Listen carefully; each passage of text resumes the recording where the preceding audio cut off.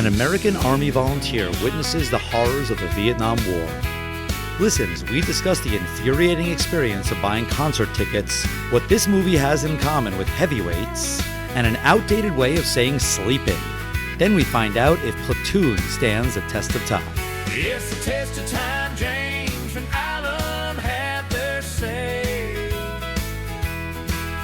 Do the movies you love still hold up today? James says Gladiator was a fly, and Alan says as a father, blah, blah. It's the test of time, James and Alan had their say. Do the movies you love still hold up today? Hello, everyone, and welcome to the Test of Time. I'm James Brief, and joining me, as always, is my buddy and pal and the director of these podcasts, my buddy Alan Noah. How you doing, Al? I am doing very well. Thank you, James. Before we get into Platoon, I wanted to talk about concerts. I feel like we discussed this a couple years ago, and a similar kind of thing is happening again where artists are canceling tours because of low ticket sales. Post Malone, Meghan Trainor, Pussycat Dolls, they're canceling tours, and they call it Blue Dot Fever. The blue dots are the unsold tickets, the unsold seats. Meanwhile, I've been trying to get Olivia Rodrigo tickets. She's playing Barclays in February 2027, and I can't get these tickets. I want to take my daughter, and it's impossible. They sell out instantly. I do the Amex pre-sale. I'm online early. I'm in the queue, and there's 100,000 people ahead of me. Right. I stare at the screen for an hour only to say, okay, now I can try to buy tickets. And of course, there's no inventory left because there aren't that many seats. Some artists can't fill venues, and other artists, good luck trying to get tickets for these shows. It's infuriating. It really is just maddening. It is maddening, but I think it's probably going to be a good thing overall. I think the market is going to realize that there was this post-COVID need to be in live concerts and be around people, and people are willing to pay anything that summer of 22-23 to be out in a music festival and do whatever. You know, when our parents were kids, it used to be a little more than a movie ticket or two. These are real things. You see ticket stubs for Zeppelin and, big acts, and they're $7 and they're $10. And then I think the market will realize, maybe you should book at Terminal 5 and sell like 3,500, 4,000 seats every single time. Not everyone can do what the era's. I think they saw that word billion. It raised $1 billion. She was giving out tips of $100,000 to every single truck driver who made that much money. Taylor Swift. Yeah, I was talking about Taylor Swift. And I think people just saw the dollar signs in their eyes. And, Olivia Rodrigo is a similar in terms of the demand for it, but I don't think anyone can really expect it for everyone to be able to do this. And I think it's probably a good thing. I don't know. I don't know that the market's going to correct on this because you have Ticketmaster, Live Nation, which is a monopoly. It seems like the DOJ case to break it up is going nowhere. Maybe some attorneys general are going to refile and, keep fighting the good fight. But they really control so much of the industry. And you have these huge venues and smaller venues and in between venues. But it's an inexact science figuring out which artists can sell out which venues. And maybe that's the kind of thing AI could be useful for, but clearly not. I just don't have a lot of faith that, this is a problem that's going to go away. It could be solved in one word. What? Congress. Good one, James. You're hilarious. No, I mean, really, everyone points to Eddie Vedder in 1992 or something. That was 35 years ago. And the problem wasn't solved. I understand, but I think if you got somebody, a big enough star going again in front of Congress could do it.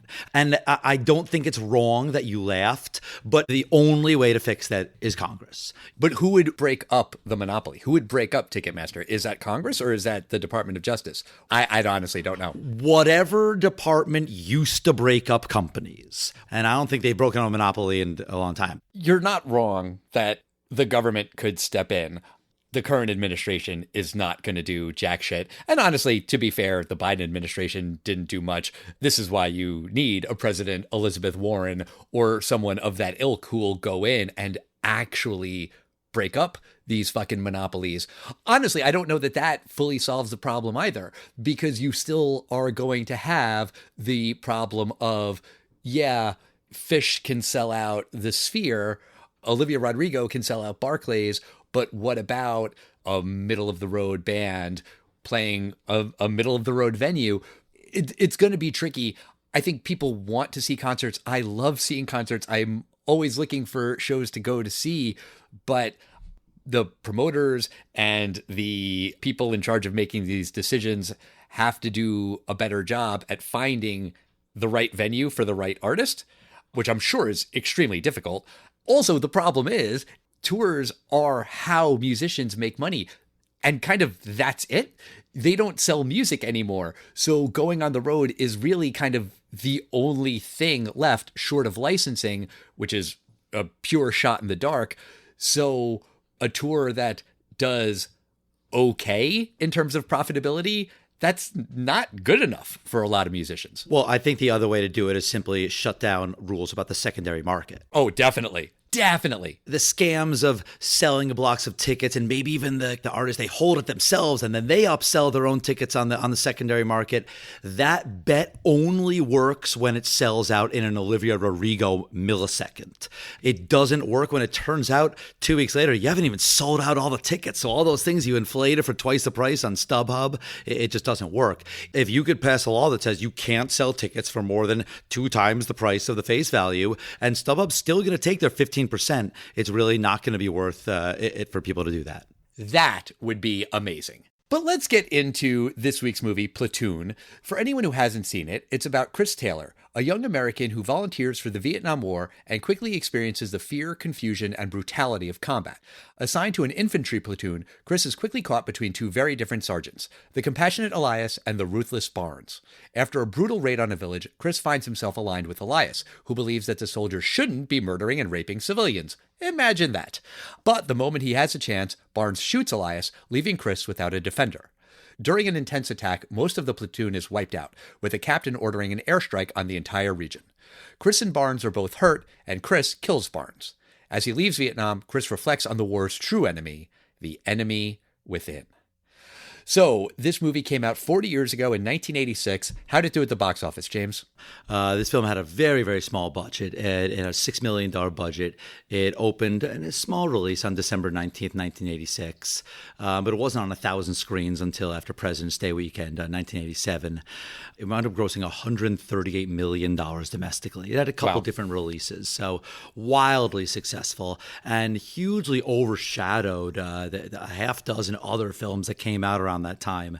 Michael J. Fox had one, Casualties of War, and there was Hamburger Hill. While Full Metal Jacket did well, this was the one that won Best Picture and drove a lot of what people thought about the Vietnam War for a while. Well, yeah, and there were movies about the Vietnam War before this. You know, there's Deer Hunter, there's Apocalypse Now, Rambo is about a Vietnam veteran suffering from PTSD. So this was not the first movie that was critical of the Vietnam War, but it was the first movie, first off, written and directed by a Vietnam veteran, Oliver Stone. So that definitely added some weight to it. And First Blood, that takes place 100% in the US. Apocalypse Now, that's based on Heart of Darkness, which was written long before the Vietnam War, and then, they transferred the setting of that movie. You could say, well, that's just a tale as old as time. Deer Hunter, maybe you could say this is just some people who were affected by this war. Platoon is really direct in its condemnation of the Vietnam War, actions by many, not all, but many American soldiers in the Vietnam War, told by a guy who is fucking there and who had experienced the atrocities of war and was suffering from PTSD. This really was a very bold, very direct statement that the Vietnam War was fucked. It was fucked up, and Americans did fucked up shit there. And that was a little bit of a controversial opinion at the time. This movie got blowback. The American military wouldn't give authentic uniforms for this movie. They didn't approve of this movie. They said it made the American soldiers look bad. Not totally wrong. This did kind of change the conversation around Vietnam. And apparently there were a lot of veterans who had a tough time talking about their experience in Vietnam. And they kind of pointed to this movie and said, this is what it was like. The first half of the film, until the very end, has a lot of voiceover where he's talking about writing letters to his grandma. Mm-hmm. And he has this quote where he says he wants to live up to what Grandpa did in the First War, aka World War I, and what Dad did in the Second War. And, you know, there's a lot of talk now about World War I, about, you know, what a mess of a war that was. But World War II is one of those. I mean, it's going to go down the rest of history as, at least on the European side, good guys versus bad guys, good versus evil, the Nazis versus the world. We have this guy here, Chris Taylor. He's not like some of the other cadets in some of the other films we've seen. He's a volunteer. Yes. Similar, I believe, to the first film in the Oliver Stone Vietnam trilogy. I believe the character in Born on the 4th of July is also a volunteer, correct? He is, but that was the second movie. Platoon comes first chronologically. We did them out of order on the podcast. We started with the second. Mm-hmm. It was Platoon, Born on the 4th of July, and Heaven and Earth. Right. And that's from the point of view of the Vietnamese perspective. Right. And Born on the 4th of July was co-written by Oliver Stone and Ron Kovic. It's Ron Kovic's story. And Ron Kovic did enlist in the Vietnam War. So did Oliver Stone. And Platoon is not necessarily autobiographical, but it is considered to be at least semi-autobiographical. Oliver Stone started writing it pretty much right when he got back from the Vietnam War. And he talks a lot about the fact that he enlisted, he volunteered, he was not drafted. And look, that was Oliver Stone's experience, and it's perfectly valid for him to write about his personal experience. I did find that the movie hit it really, really hard about how he was a rich boy coming in to this war surrounded by poor people. Not that that's a bad thing in and of itself, but you know, like we've talked about white savior movies on the podcast before, this almost feels like a rich guy savior kind of movie where Chris, the rich guy, he understands the morality. He knows that it's not okay to rape and murder. And a lot of these quote unquote grunts, the people from the poor towns, the people who don't really have a future waiting for him, that's what he says in voiceover. Like, they don't know the difference between right and wrong. It felt condescending to me that he was looking down on the grunts. And I think part of my problem with this part, sorry to beat the dead horse again, but it does come down to the voiceover where Chris, Charlie Sheen's character, is waxing poetic about the grunts. And that's why they call them grunts, because they do the work that no one else will do. First off, it does kind of feel a little out of character for this guy who just has landed in Vietnam and he's writing these letters to grandma and he's really just waxing poetic about all the soldiers in the whole war based on these guys that he's spent a couple of days, weeks with in his platoon. Yeah, I don't really like voiceover in general. I do feel like it's especially infuriating in this movie. It feels weird. It feels out of place. And Oliver Stone won the Academy Award for directing for this movie. He was nominated and did not win for the screenplay. In my humble opinion, I think he does a million times better of a job at directing this movie than he did with writing it. There's not a ton of dialogue in here.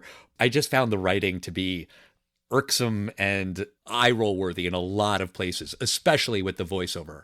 First thing I have to say is I was laughing a little bit at the voiceover because it reminded me of the voiceover from the movie Heavyweights. How? because he keeps writing in voiceover, "Dear Grandma," and he keeps talking about the camp. So he keeps saying "Dear Grandma," and I'm like, this is not that funny film. But the voiceover completely stopped halfway through the film.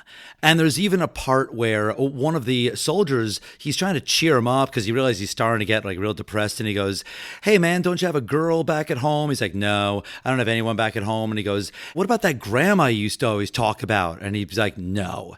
And you don't hear any voiceover until the very end when he's kind of gotten a little bit of his sanity back after that last battle when the guy's like, "Hey man, we're going to R&R," or I think he's maybe on I think they implied that they both got injured enough that they're either getting some R&R or maybe they're being honorably discharged. Yeah, they're done. Right. That's the only way that the voiceover comes back. So I thought the voiceover in this film kind of worked, even though I thought it was a little corny, the letters to grandma. But also it is a little confusing because he mentions mom and dad and he says, "Tell them I said hi." So they're alive and there's clearly a reason why he's writing to grandma and not his parents. And we don't really get into that, which is okay. But it does feel like, well, I would like to know why that is. And yeah, the voiceover kind of comes out of nowhere and then disappears and then comes back. It's a weird device, and I don't really think it's necessary. I think the voiceover at the very end about the enemy from within, and he is born of these two fathers, Barnes and Elias, that's all there. You know, like that's subtext that doesn't have to be text that's made explicit for the audience. I think you get it. And I do think that along those lines, the battle for Chris's soul between Barnes and Elias, in a way, it starts off, I think, as being a little bit non-judgmental in that scene with the raid on the village, because the people who are Team Barnes, let's just call it, they do make an argument that the people in this village, they're not innocent. They really are Viet Cong. Barnes knows what he's talking about. He's been around for a really long time. If he says they're the enemy, we have to trust him. And I think it's pretty clear that Barnes is the bad guy. He shoots an unarmed woman. He holds a little kid at gunpoint. Even if you think maybe these villagers aren't as innocent as they claim, clearly he's still doing fucked up shit. Right. But I feel like at the start of that scene, there's just enough ambiguity that you could say, maybe Barnes has a point before it really just goes off the rails of like, no, Barnes shoots the unarmed woman when he holds the little kid at gunpoint. When you see Bunny, the Kevin Dillon character, trying to rape a villager, the movie does make a moral case, and it's crystal clear who the good guys and who the bad guys are on the Barnes versus Elias front. Well, this is the village that they burned down, right? Yes. I thought it was quite clear that the village is housing munitions because while it's burning, you see these huge explosions at the end. I assume those are munitions that people are hiding. Yes, but the villagers say that the Viet Cong forced them to hold their weapons. So then it's a question. Did the Viet Cong force them to, or did they kind of want to? We don't know. I think the point is it's irrelevant because there are ways to deal with this and ways not to deal with it. Right. Elias, at the very least, is like, we could do this without raping anyone and shooting anyone. What the hell's wrong with you? Yeah. It's interesting because we don't know that Elias is a great guy. His level of morality is just simply, he's not a monster. Right. Lieutenant Wolf, who outranks Elias and Barnes, he's incompetent and he makes a lot of poor decisions. His quote unquote compromise is let's not murder civilians, let's not rape civilians, but hey, we are going to burn this village to the ground, which is still murder. Like when you think about it, this is an isolated village. They're farmers. I think Bunny shoots the pig. They're shooting farmers. They destroy their food and burn everything down. These people don't have a bright future ahead of them now, not to mention the trauma of these soldiers coming in and shooting people and, holding kids hostage and burning it all down. I mean, that's not a fucking good compromise. That's not leaving these villagers with a stern warning. These people are fucked. It is worth pointing out that this movie was filmed in the Philippines. Obviously, Vietnam was not going to approve filming there. But a lot of the Vietnamese in this scene were actual Vietnamese refugees from the Vietnam War who were in the 80s living in the Philippines. And, we can talk about the behind the scenes stuff that Oliver Stone did with the cast. And, it was traumatic for them, but it was also pretty fucking traumatic for these extras who surely were reliving some horrible shit that happened to them during the Vietnam War. And let's get into some of that Oliver Stone behind the scenes stuff. Dale Dye is in the movie. He's an actor, and he was the military consultant on this movie. And he went on to do that for other movies, other TV shows, Band of Brothers, and he has a long list of credits. But the cast of this movie was basically given a 2-week mini intensive training in the Philippines before they started filming. And it sounds fucking brutal. These guys got off the plane and they are doing military exercises. They are barely being fed. They are sleeping in the jungle. They're getting sick. I believe Willem Dafoe got sick from drinking river water because there was a dead pig in the water. Dale Dye is like keeping them up at night, firing blanks, not real live rounds, but just scaring the shit out of these guys. They're exhausted. And then they go and film this movie with Oliver Stone, who has PTSD from the Vietnam War. He's yelling and screaming at these actors. They fucking hate him because he's so intense. And I think you could make the argument that the performances he gets from the actors feel real and intense and genuine, and maybe that's why. I think you could also make the argument that if they're good actors, you don't have to put them through hell to get, those kinds of performances. Maybe you do, maybe you don't. I don't know. I'm not going to lecture Oliver Stone on how to direct, but it sounds like it was a really genuinely miserable fucking experience making this movie. Yeah, it does seem intense. This is basically what Tropic Thunder was parodying, right? Yes, because Ben Stiller auditioned for Platoon, and apparently Oliver Stone took one look at him and said, "You're cute," and then, dismissed him because he was too cute to be in the movie. I mean, honestly, Kevin Dillon looks adorable in this movie too, and plays a sadistic fuck. And I believe that Ben Stiller could have played it, but apparently Ben Stiller held a fucking grudge. He made fun of Oliver Stone on the Ben Stiller show years later, and then years after that made Tropic Thunder, which parodies Platoon and Oliver Stone and war movies in general. So I think Ben Stiller had a chip on his shoulder because of that. Yeah. I guess probably the most famous part of this film, and also which is kind of the cover of this film, basically is the Elias, Willem Dafoe's character, being killed by the Vietnamese. Elias disagreed with Barnes about the murder of the woman in the village, and he had told him straight up he is going to be a witness and he's going to want him court-martialed. And the higher-up guy had said, all right, we're going to work all that out and I'm going to take statements, but we have like a fight in the field right now and you're going to go out and do that. During that fight, Barnes shoots Elias, seemingly kills him, because Barnes goes back to the platoon, says Elias is dead, I saw him.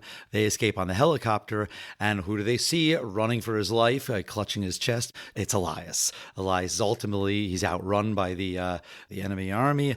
He's killed in war, but you could say Barnes had him murdered. Barnes kills Elias.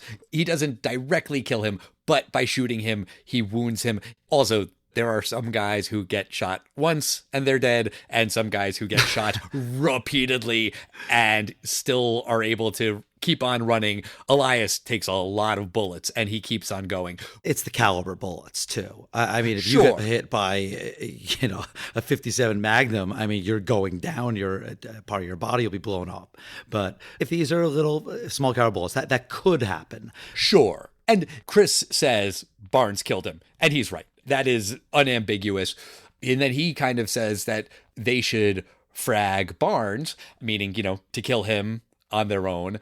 Barnes hears it and cuts Chris in the face, giving him a scar not unlike what Barnes has. We didn't mention Barnes is played by Tom Berenger, who is fucking deranged in this movie. He is brilliant. I think this is a wonderful performance. When I think of Tom Berenger, I think of that other movie he did with Charlie Sheen, Major League, just because I've seen that movie so many goddamn times. But at the end of the movie, Chris ultimately kills Barnes. Apparently, that was not always the case. There was an earlier draft of the script where Chris didn't kill Barnes. Part of me was thinking, yeah, he shouldn't have. He should have just let him die from his wounds, just because I didn't want to see Chris turn into a Barnes-like character, being judge, jury, and executioner on his own. But I do think that narratively it makes sense that that's his journey.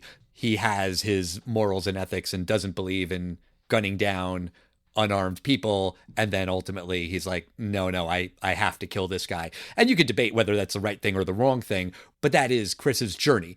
Justice. That's what he considers justice. Right. And it's a heartbreaking ending because Chris was idealistic. He says that this war shouldn't be just fought by the poor people for the rich kids like him. So he wants to go and volunteer, and he wants to be there. And everything he sees, everything he experiences is just so destructive to him. He ends up killing Barnes, this wounded guy, because he feels like he has to. It's tragic. It's a tragic arc. I agree with what you said. The last part I want to talk about is the character played by John C. McGinley, Sergeant O'Neill. He's trying to get on this R&R. He's trying to get out like a few days early, and Barnes isn't letting him. And he's like, I got a real bad feeling about this night. And he's right to have a bad feeling. Basically, the entire platoon gets killed. Mm-hmm. And the only way he survives is because he hides underneath a couple dead Vietnamese bodies for hours. The poor guy. I mean, can you imagine the nightmare this guy has after this? But I actually don't even know if he has any nightmares, because the next day when there's the aftermath and he's like, yeah, I'm hoping to get on that chopper. And the head guy's like, nope, you're going out into infantry. Well, he's the only ranking officer left. Yeah. I feel in my headcanon, I don't think he makes it. It's possible. I mean, talking about the intensity of the behind the scenes stuff, apparently in real life, John C. McGinley was dealing with some personal stuff. His mom had surgery, and he really did want to leave the film set and go home. So when you see his character saying that was born out of some desperation from the actor that was real and genuine. And yeah, he's one of the few characters to emerge from that scene unscathed. Like you said, yeah, he's hiding for most of it. You could certainly make the argument that was the smart decision. You could also say that was the cowardly decision, that he is not fighting and helping his fellow soldiers. Also, it is worth pointing out that there was some criticism of this movie in the way it treated some of the black characters. Not all the black characters, but some of them do not act bravely at the end. Junior, he runs out of the foxhole and then runs into a tree and knocks himself out and only comes to be stabbed to death by a Viet Cong with a bayonet like in the chest repeatedly. It's an awful, awful death. And then Francis, he'd been injured before. He doesn't get injured in this last attack scene. And then you see him stab himself in the leg, because there's a rule that if you get wounded twice, then you will get sent home. And again, like the John C. McGinley thing, is that cowardice? Is that smart? Maybe it's both. But yeah, he gets out of Vietnam because of that. And there was criticism that some of these black characters fell into racist stereotypes and tropes, that they were cowardly and not brave. And, again, the white guy, John C. McGinley, did the same thing. But whether you define it as cowardice or not, it does show the desperate measures that people would take to get the fuck out of Vietnam. They will do anything. They will hide under a dead body. They will stab themselves in the leg if that means you can get on that fucking chopper and get home. Kind of a tangent, but are you watching Rooster by any chance on HBO Max? No. You should. It stars Steve Carell, and everyone loves Steve Carell. I know you're a big fan of The Office. It also has John C. McGinley in a super, super funny role. It's from Bill Lawrence, the guy who did Scrubs. Oh, cool. I feel like you would like that show. But let me ask you, James, what do you think about Platoon as a whole? Do you think the movie stands the test of time? I think it does stand the test of time. There's not much dialogue in this film at all. Right. It's just very, very slow and tense. And when is the enemy going to fire? It's supposed to be a surprise. I thought the characters were good for a war movie with not too much dialogue. I thought I really got to know a good amount of the characters. One thing I have to point out, I thought it was funny from a test of time point of view.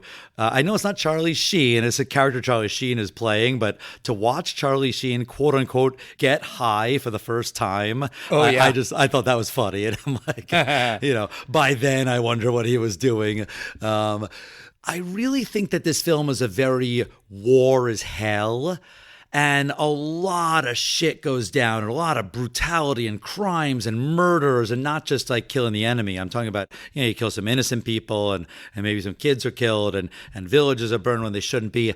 But I was surprised at how little I found that this was very specifically anti-American Vietnam War. This could have been the brown team versus the gray team, Civil War. I think Oliver Stone purposely doesn't give much character to the Vietnamese. They never speak any English, and we don't really know what they're saying. Just basically what the translator's saying. They're saying, played by a young Johnny Depp. Yeah, right, by a young Johnny Depp. And had you switched this to an Iraq war, any other war, any fictional war on an alien planet that humans are fighting, or maybe aliens are fighting other aliens, I think that this is a very well done war as hell. They don't really even talk about why they're fighting the war. No. Chris says that they are fighting for freedom and their way of life. Okay. Like the American way of life. So they say that thing, which pretty much is the reason you tell every soldier in every war since the beginning of time, we're fighting for our way of life because the others are coming to take away ours. Sure. That's some generic stuff, but I really think that this could be the Prussian War in some ways and the brutalities of that. I was just, again, surprised that it was so universally war is bad. And I was a little less surprised about how much specifically the Vietnam War in America is bad, which you definitely got more from Born on the 4th of July, which was more about why did we do this? And this war maybe wasn't for that jingoistic freedom, or was it? And maybe they sold us something else, and well, they treated us, and a lot of other stuff. But this one's straight up war film, very powerful, stands the test of time. What about you, Al? Do you think this film stands the test of time? I do. I think this movie stands the test of time. And I don't know that I totally agree with your point about it could be about any war. I mean, yes, you're right, broadly speaking, but this movie is pointedly about the Vietnam War. And this movie was saying something very, very specific about this conflict, about Oliver Stone's personal experience, and about an experience that, frankly, a lot of soldiers in Vietnam had. And while, sure, you could tell a similar story about any old war, I think this movie is considered important because it is about Vietnam. And Oliver Stone was criticized as being anti-American because of this movie. I don't think that the movie is anti-American, but it is definitely anti the Vietnam War. And Oliver Stone certainly has the right to tell that story. I think that Born on the 4th of July does a better job at telling a bigger picture story because it shows the soldier at home and the decision to go to the war, and then what happens in the war, and then what happens after. And so I think that just kind of gives you a richer story, a richer narrative. And this movie just takes place in Vietnam. That definitely makes it more narrow, but I also do think that it makes it extremely powerful and disturbing. It's hard to watch. It's hard to imagine being in that situation. But I think that's also kind of the point. I think Oliver Stone is almost daring you to imagine, what would you do if you were in this raid on this village? Chris, who's our hero, who's the good guy, who doesn't want civilians killed, he's firing his machine gun at that one-legged Vietnamese guy. And, he doesn't kill him like Bunny does brutally by crushing his skull. But Chris is firing a machine gun at his one foot. I think you're meant to think, shit, what would I do in this situation? How would I react? How would I respond? When Barnes is threatening to kill that little girl, nobody says anything until Elias rushes in. And you see like Chris think about it, and he's maybe going to say something, maybe he's going to intervene, but then he chickens out, and then Elias runs in. What would you do in that situation? These are impossible questions to answer, but I think Oliver Stone does a really, really good job of posing these questions and making you think, again, about the specifics of this war, about the general horrors of any war. And I found this movie to be really, really powerful. Depressing as all fucking hell. I think it absolutely stands the test of time. To be clear, I didn't think this movie is a generic war film. I just meant that its themes could be, maybe I should have said adapted to any other war. But I get what you're saying here. But one last thing I have to mention is the musical score, specifically Adagio for strings, sometimes referred to as the theme from Platoon by Samuel Barber. Wow, that is a great theme. Do, do, do, do, do, do, do. It's just very simple but haunting. Right. Also, I mentioned Apocalypse Now earlier. Apocalypse Now stars Martin Sheen, Charlie Sheen's father. They're both these critically acclaimed movies about Vietnam, about the horrors and atrocities of that war. They both have voiceover, and they star father and son. Actually, Emilio Estevez was supposed to star in Platoon, and then the timing didn't work out, and it ended up going to his brother, Charlie Sheen. So just kind of funny thing.